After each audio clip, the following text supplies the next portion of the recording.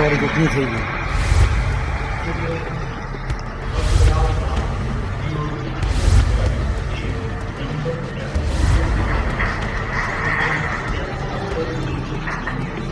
पूरे गए।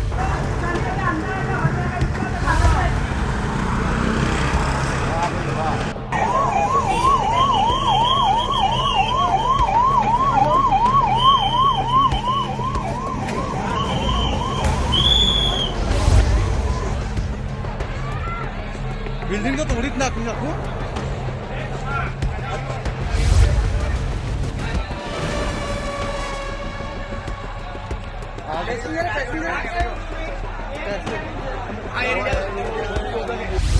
नमस्कार। एक बड़ी और दुखद खबर सामने आ रही है गुजरात के अहमदाबाद से, जहां पर एयर इंडिया का एक बोइंग 787 ड्रीम लाइनर विमान क्रैश हो गया। इस विमान में कुल 242 यात्री सवार थे और क्रू मेंबर सवार थे। खास बात यह है कि यात्रियों में गुजरात के पूर्व मुख्यमंत्री विजय रूपाणी भी शामिल थे। गुजरात के मुख्यमंत्री लंदन में अपनी बेटी से मिलने जा रहे थे, जिनकी इस दुर्घटना में मौत हो चुकी है। विमान हादसे में 130 यात्रियों के घायल होने की भी जानकारी सामने आ रही है। मुख्यमंत्री विजय रूपाणी की 3 संतानें हैं, जिनमें बेटा ऋषभ और बेटी राधिका शामिल हैं। एक बेटे पुजीत की दुर्घटना में पहले ही मौत हो चुकी है। उनकी पत्नी का नाम अंजलि रूपाणी है। इस हादसे में अब तक 100 से अधिक शव बरामद हो चुके हैं, जिनकी पुष्टि हो चुकी है। इस फ्लाइट में 169 भारतीय नागरिक, 53 ब्रिटिश, 7 पुर्तगाली और 1 कनाडियन नागरिक सवार था। जब मैं आ रहा था, मैंने देखा कि एक दुखद घटना अहमदाबाद में घटित हुई है। अहमदाबाद में एक प्लेन क्रैश हुआ है। बताते हैं अहमदाबाद से वह लंदन के लिए जा रहा था और उसमें कुछ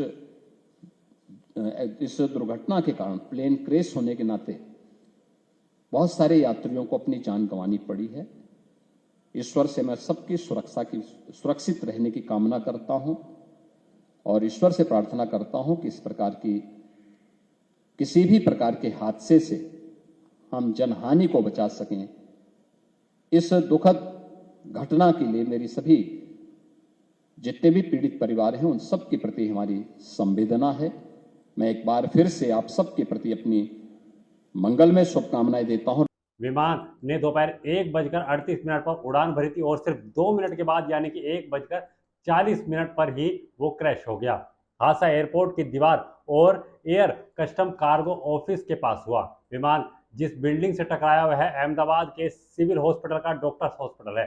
जानकारी के मुताबिक यहाँ पर 50 से 60 इंटर्न डॉक्टर भी मौजूद थे, जिनकी मौत की आशंका जताई जा रही है, जबकि 15 डॉक्टर घायल बताए जा रहे हैं।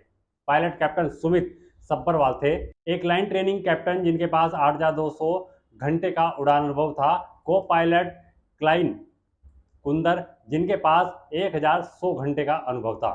ये उनके साथ फ्लाइट ऑपरेट कर रहे थे। क्रैश से पहले कैप्टन ने संकेत दिया था mad day mad day mad day, यानी कि काल एक तरह का भेजा जाता है। यह एक अंतर्राष्ट्रीय आपातकालीन संकेत है, जिसका मतलब होता है आप हमारी मदद कीजिए। आपको बता दें कि बोइंग का 787 ड्रीम लाइनर अपनी फ्यूल एफिशिएंसी और आरामदायक सफर के लिए जाना जाता है, लेकिन इसकी सेफ्टी को लेकर पहले से भी कई सवाल उठते आए हैं। एयर इंडिया 171 फ्लाइट में अहमदाबाद से लंदन जाने के लिए 230 पैसेंजर की बुकिंग थी।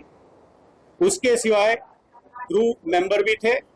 दुर्भाग्यपूर्वक दोपहर के 1:40 बजे के आसपास प्लेन टेक ऑफ होने के साथ ही दुर्घटनाग्रस्त बना।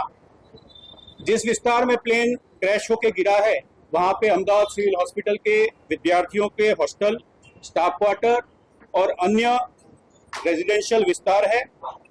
उस विस्तार के लोगों को भी ईजा पहुंची है।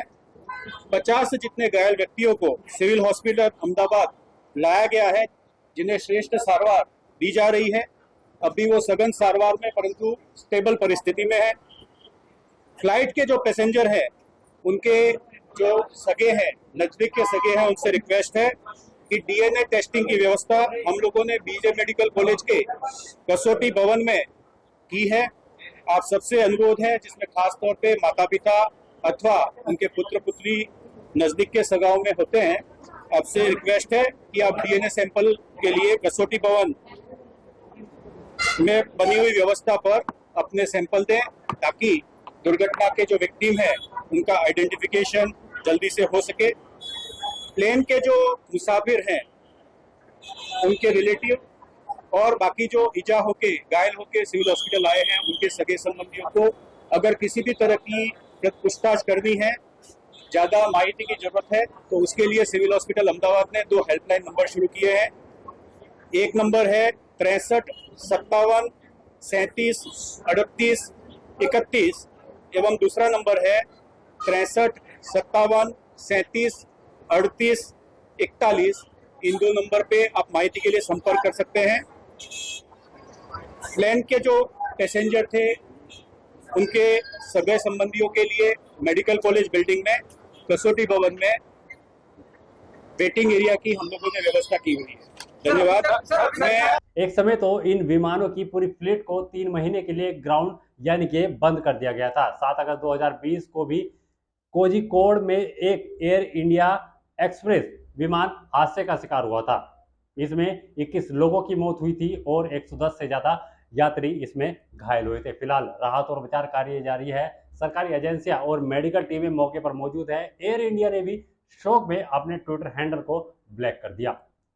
न्यूज़ 14 टुडे भी दिवंगत आत्मा को श्रद्धांजलि अर्पित करता है और घायलों के शीघ्र स्वस्थ होने की कामना करता है।